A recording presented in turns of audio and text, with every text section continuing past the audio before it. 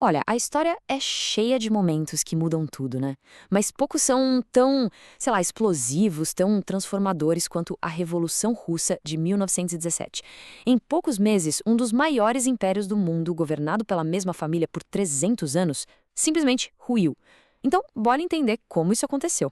Pois é, essa é a pergunta de US$ 1 milhão, né? Não foi uma coisinha só, mas sim uma verdadeira panela de pressão que vinha fervendo há décadas. Hoje, a gente vai analisar passo a passo os ingredientes que fizeram essa panela explodir. A gente está falando de desigualdade, de uma guerra desastrosa e, claro, de ideias novas e super radicais que iam virar o mundo de cabeça para baixo. Para a gente entender como tudo ruiu, a gente precisa primeiro olhar para o alicerce, né? O Império Russo ele era governado pela mesma família, a dinastia Romanov, desde o século XVII. Pensa só, 300 anos. E no comando estava o czar, um imperador com poder absoluto total. Uma herança direta daquele antigo regime europeu. Uma estrutura que por fora parecia que não ia cair nunca. E é aí que a gente já encontra a primeira rachadura gigante nessa estrutura. O último czar, Nicolau II, governava um país muito atrasado economicamente. A servidão até tinha sido abolida oficialmente, mas na prática, para a maioria dos camponeses, a vida continuava a mesma coisa. Quase uma vida feudal, com uma produção que mal dava para sobreviver. Isso criou um abismo social gigantesco. Bom, com tanta gente insatisfeita, era óbvio que uma hora essa galera ia começar a se organizar, né? E foi o que aconteceu. Surgiu o Partido Operário Social Democrata Russo, o POSDR.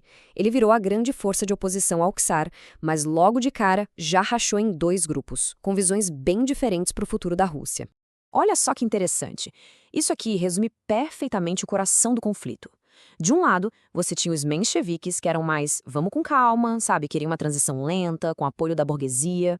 Do outro, os bolcheviques, que eram o oposto, radicais. A mensagem deles era direta para o povão, camponeses, operários, soldados, e eles queriam o poder para ontem. Então, o ano de 1905 foi tipo um trailer do que viria em 1917.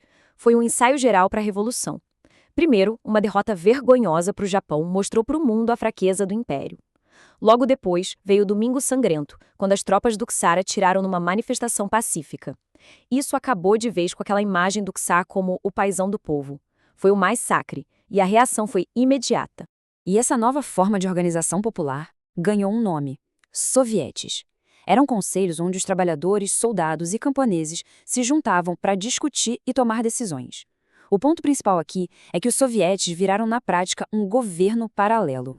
Uma estrutura de poder que vinha do povo e que batia de frente com a autoridade do czar. Aí o Nicolau II, sentindo que o cerco estava fechando, tentou uma jogada. Ele criou a Duma, que seria uma espécie de parlamento. Mas não demorou muito para todo mundo perceber que a Duma era só de fachada, sabe? Para inglês ver. O czar podia vetar qualquer lei e até fechar a Duma quando quisesse. Ou seja, essa tentativa de reforma só deixou todo mundo com mais raiva ainda. Olha, se a coisa já estava feia, a Primeira Guerra Mundial foi o que faltava para empurrar o Império de vez para o abismo.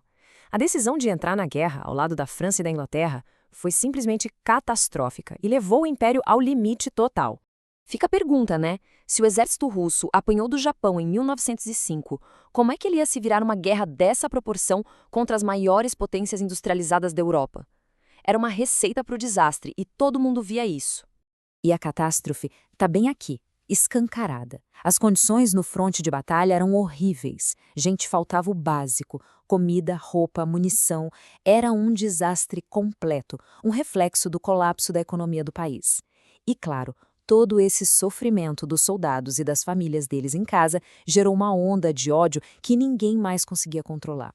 E aí chegamos em fevereiro de 1917. A panela de pressão que a gente falou lá no começo finalmente explodiu. O que começou com protestos por comida virou, muito rápido, uma revolução que ia derrubar 300 anos de história.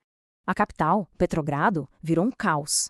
Manifestações gigantescas, greves, a cidade parou. Era gente na rua por todo lado, gente desesperada, com raiva, pedindo o fim da guerra e o fim do czarismo. E aí vem o momento decisivo, aquele ponto que muda tudo. O czar mandou sua tropa de elite, a Guarda Imperial, reprimir a galera. Só que, na hora de atirar, os soldados simplesmente se recusaram. Mais que isso, eles se juntaram aos manifestantes. Ali, naquele exato momento, o poder do czar acabou. Sem exército, não tem poder. Simples assim. Nicolau II foi forçado a abdicar.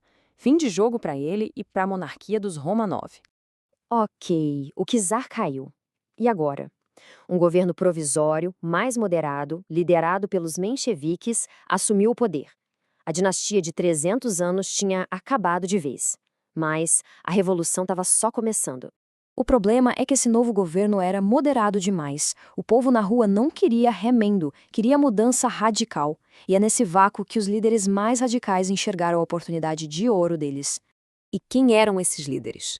Figuras como Vladimir Lenin e Leon Trotsky, que estavam exilados, voltaram correndo para a Rússia. Eles sentiram o cheiro de oportunidade no ar. Eles viram que a hora de tomar o poder e aprofundar a revolução era aquela. O Lenin já chegou com um plano prontinho debaixo do braço, as famosas Teses de Abril. E as promessas dele eram música para os ouvidos do povo. Retirar a Rússia da guerra já, distribuir pão para todo mundo, fazer uma reforma agrária radical. E o mais importante, nenhum apoio ao governo provisório. E tudo isso foi amarrado num slogan que foi um golpe de gênio de marketing político. Todo o poder aos sovietes.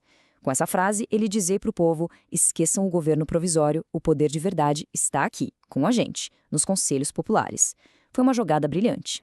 E aí o governo provisório cometeu o erro fatal, aquele que selou seu destino. Pressionado pelos aliados, ele manteve a Rússia na guerra.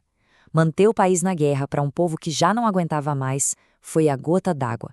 Foi visto como uma traição e o governo perdeu todo o apoio que tinha. Como o governo provisório sem apoio nenhum, os bolcheviques viram que era a hora e agiram rápido.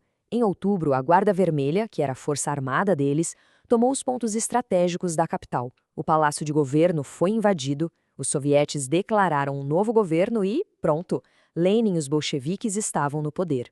Foi uma tomada de poder cirúrgica. É impressionante parar para pensar na velocidade das coisas. Em fevereiro, a Rússia era uma monarquia absolutista, presa no passado. Em outubro, já se tornava o primeiro estado socialista do mundo. Uma virada de 180 graus na história, em menos de um ano. Então, o antigo regime estava morto e enterrado. A revolução tinha vencido. Mas a grande questão que ficou no ar, não só na Rússia, mas no mundo todo, era: e agora? O que vai nascer no lugar desse império? A resposta viria com uma guerra civil brutal e a ascensão de um regime ainda mais autoritário. Mas essa é uma outra história.